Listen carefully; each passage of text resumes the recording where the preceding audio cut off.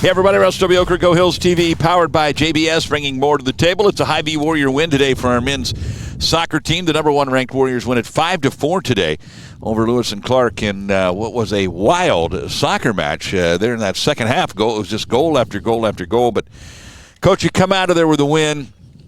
I know these type of things, you probably aged 5 to 10 years today on this one, but I guess some opening comments from you on this one today. I think the biggest thing that I noticed from today is that if we don't, we have the potential to get to the tournament, to do well, and the only reason why we won't is because of us. Happening against Iowa Western, 2 men of our own stupid mistakes. It happened today. With our midfielder, Fabi, moment of stupidity, and we'll deal with that as the week goes on. But one thing that we've been talking about, especially after the Iowa Western game, is just that emotional maturity and just the ability to, okay, we're ahead, we're winning, but we have to focus on closing out the game and executing and doing all the right things. And we didn't. We're up 3-1. We're looking comfortable, and and moment of stupidity in the middle, and then a lack of communication in the box, and then next thing you know, we're down again. So. It's a frustrating game. It felt like a win. I'm very proud that our guys, especially the guys that stuck into the game, managed to rally up and to get the win. Santi had a phenomenal game today. I think he was, without a doubt, our best player today. But we shouldn't have to rely on, one player to pull the strings when other players don't pull their weight. And I think a lot of players weren't pulling their weight today, unfortunately. Well, you're down, like I said, we get up to 2 goals, and, I'm kind of thinking, all right, here we go. We're going to just take care of business in the second half, and then don't blink, and we're down by a goal, 4-3, and then we're down a man. You address that.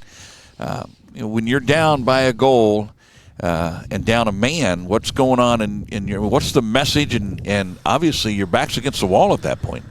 Yeah. Playing a man down in soccer is extremely difficult. I mean, you see it in hockey, right? Every time they go down a player on a power play, typically they score a goal. So, it was. We had to adjust some things tactically. We were initially, when we were down, considering changing our formation a bit to just help us be a little bit more offensive, just to kind of get the goal to equal the game. But then, we did a very good job of finding our way back into the game.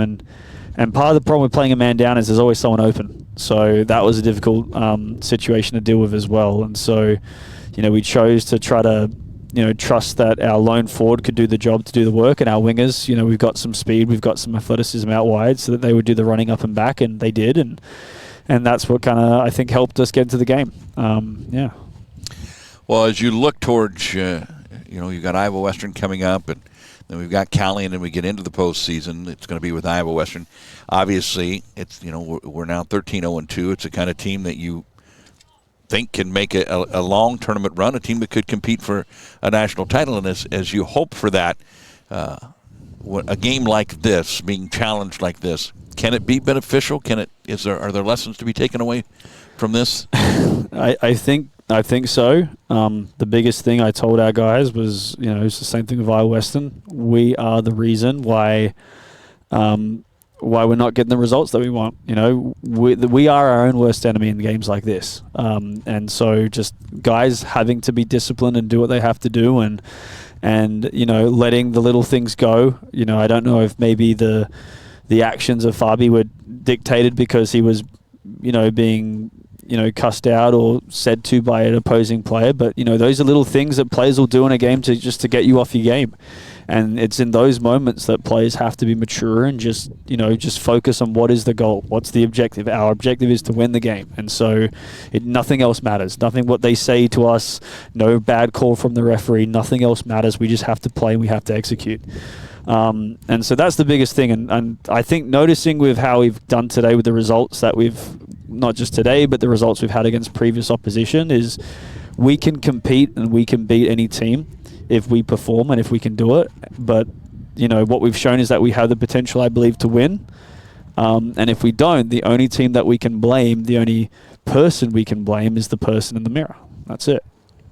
All right, Coach. Well, you do get out of here with the Hy-Vee Warrior win. Now we're going to go over to Iowa Western next week and battle them and then we have Cali, and then we have the postseason. Obviously, that game on November 1st is a game to punch your ticket to the national tournament. Mm-hmm. There are 4 at-large bids. How do you balance, and what's your approach here of saying, well, maybe I don't want Iowa Western to see everything we have to offer before we play them in the postseason. However, with those at-large bids, if we don't beat them in the postseason, you want to be in a position to get to at-large. How do you balance all that, or do you just say, you know what, we're going to go do what we do and be who we are, and the chips will fall where they fall? Yeah, definitely the second approach. We want to go out. We want to beat Iowa Western. We know that in order for us to have that at-large bid, we have to perform in the postseason. We have to get the results. So, and I think based on how the last game went against Iowa Western, I feel like we have the confidence that we can beat them. We were 3-2 up. We came back, and the wind was definitely a major factor in the first half. We couldn't play out. They high pressed us. The wind helped them. It was an extra player. So we have that belief that we can beat them again. So I'm not, obviously there's going to have to be some things that get done a little bit different tactically. I'm sure Mike will probably do some adjustments. We'll try to do some adjustments. I mean, we have to, because one of our starting players is suspended now. But no, we're focused on getting the win next week, because if we don't, that's a potential ranking that we can drop. And then with the following week, we've got Crowder, we've got Iowa Western again, and if we don't perform in those games, that's more points and positions we can drop. And then our at-large bid and our opportunity to get to the national tournament gets slimmer and slimmer and slimmer. So we want to make sure that we go out. Every game is a must-win game. We've got to make it work.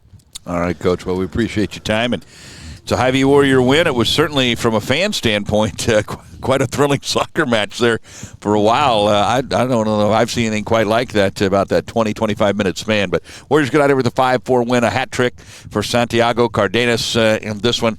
And it is our 13th win of the year to go along with no losses and 2 ties. Thank you, everybody, for joining us here on Go Hills TV today, powered by JBS. I'm Russ W. Oker with Coach Newton. So long, everybody.